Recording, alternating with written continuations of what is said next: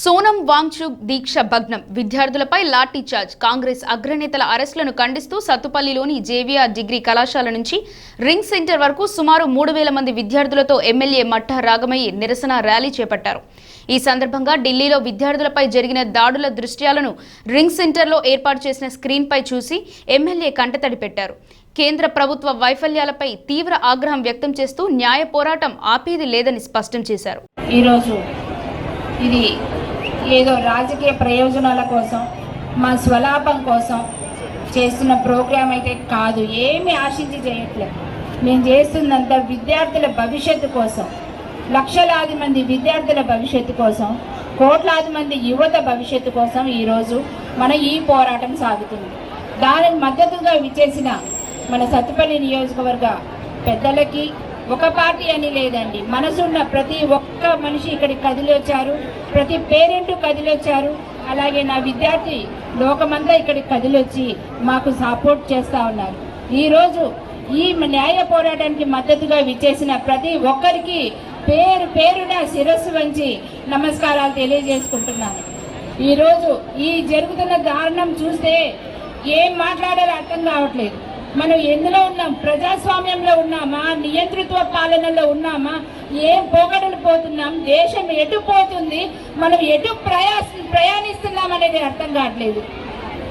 మనది వచ్చేది అంటాడు, బేటీ పడావో బేటీ బచావో అంటాడు ఆ పెద్ద మనిషి మోదీ గారు. ఈరోజు చేసే వచ్చేది ఇదేనా? అమ్మాయిలకు కానీ అబ్బాయిలకు కానీ చదువుకున్న పిల్లలకి ఇచ్చే మర్యాద ఇదేనా? వాళ్ళకి ఇచ్చే గౌరవం ఇదేనా? వాళ్ళకి కావాల్సిన హక్కు కోసం న్యాయంగా శాంతియుతంగా అడుగుతుంటే, ర్యాలీ చేస్తుంటే వాళ్ళేదో దేశద్రోహులు అన్నట్టు వాళ్ళ మీద టియర్ గ్యాస్ ప్రయోగించడం ఏంటి? వాళ్ళని లాఠీలతో చితకబాదడం ఏంటి? వాళ్ళేదో ఉగ్రవాద మూగలు అన్నట్టు వాళ్ళని చుట్టుముట్టి ఒక్కొక్క స్టూడెంట్ని వాళ్ళు తలలు పాగలు కొట్టడము, కాళ్ళు విరగొట్టడం, ఇవన్నీ చూస్తే అసలు మాటలు రావట్లేదు. అసలు మనసు మూగపోతుంది. ఈరోజు ఇది ఎంత అన్యాయం! అసలు చిన్న పిల్లలు వాళ్ళు కష్టపడి చదివి వాళ్ళు ఎగ్జామ్స్ ప్రిపేర్ అవుతూ ఉంటే, వాళ్ళ తల్లిదండ్రులు కళలు ఫలించాలని ఈరోజు వాళ్ళు చేస్తుంటే అలాంటి పేపర్లు లీక్ చేయడం పద్దాకల ఇది ఒక పరిపాట అయింది.